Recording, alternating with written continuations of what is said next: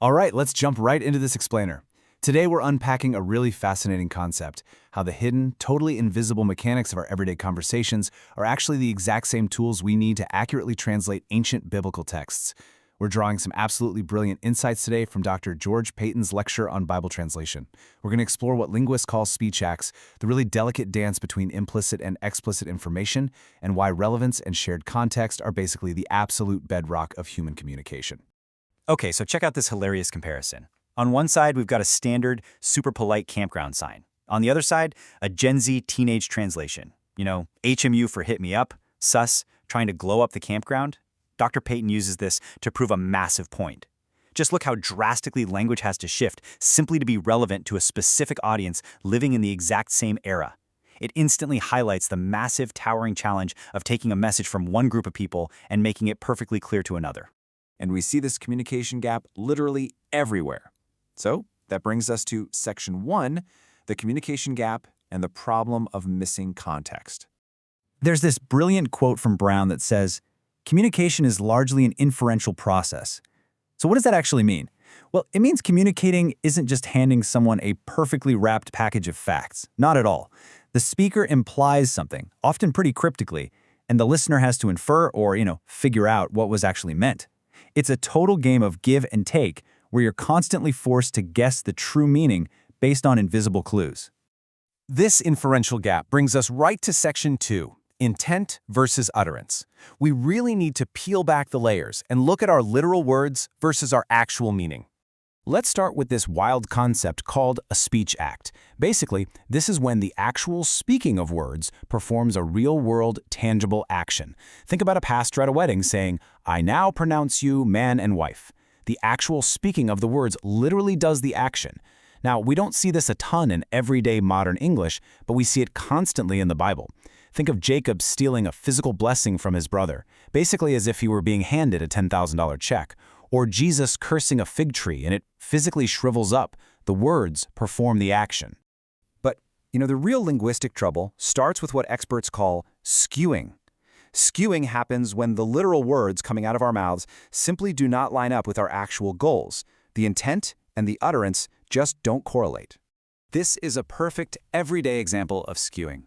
If you just look at the literal utterance, "We're out of milk," grammatically, that's just a simple statement of fact. But culturally, between a husband and wife or roommates, it is universally understood as a polite request. What it really means is, "Please go to the store and buy some milk." Or consider this scenario. Imagine a mom walking into the kitchen. Her son Tommy is sitting right there on the floor, absolutely surrounded by crumbs, stuffing cookies into his face directly from the cookie jar. The mom glares at him and asks, "What are you doing?" Now, Tommy knows better than to literally answer, "Duh, I'm sitting here eating cookies, Mom, can't you tell?" He intuitively understands that her question isn't a genuine request for information. It's a trap. It's actually a stern, scolding rebuke. The utterance and the intent are completely skewed, but Tommy understands it perfectly. So how in the world does Tommy know this? That brings us to Section 3, the power of context, specifically high versus low context. This breakdown is absolutely foundational to Dr. Payton's analysis. There's basically an inverse relationship between shared context and the volume of words we have to use. When two people share a high degree of context, they use minimal text. Literally just a few words can convey a massive amount of meaning.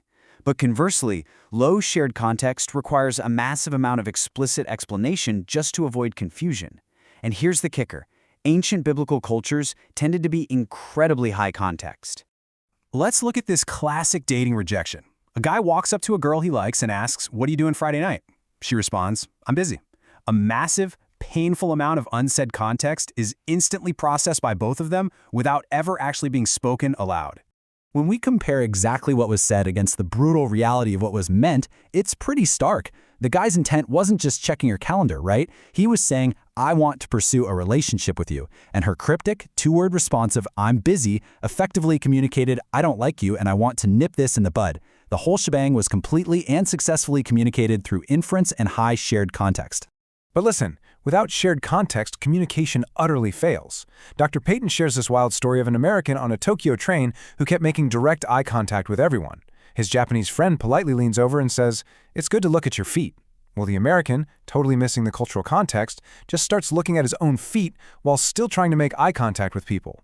The friend eventually had to explicitly explain that direct eye contact is considered culturally offensive there. Without that shared knowledge, the polite cryptic cue completely failed. See, listeners naturally assume speakers have a relevant reason to talk and actually have something important to say. But if they lack the shared vocabulary, communication instantly breaks down. For instance, if your neighbor asks, "Will the Cowboys do better this year?" he's assuming you share the context of knowing he means the professional American football team. Or, if someone asks about your playlist, they're assuming you use a smartphone and share that modern technological experience. If that shared context is missing, the conversation just stalls out. All right, let's move into our final segment, Section 4, Translating Texts. We're going to see how all these everyday linguistic hurdles directly impact biblical translation. Translators basically have to operate under this specific paradigm. They start with the firm belief that ancient authors had a truly crucial message, and they desperately wanted to be understood. They weren't trying to be intentionally vague or confusing. However, they relied heavily on a shared cultural background, that high-context environment we talked about, that modern readers simply do not naturally possess. So, when moving an ancient text into a modern target culture, the translator must constantly ask this one fundamental question: will they get it? Will the people receiving this translation be able to infer the missing context that was left out simply because it was universally known by the original ancient audience?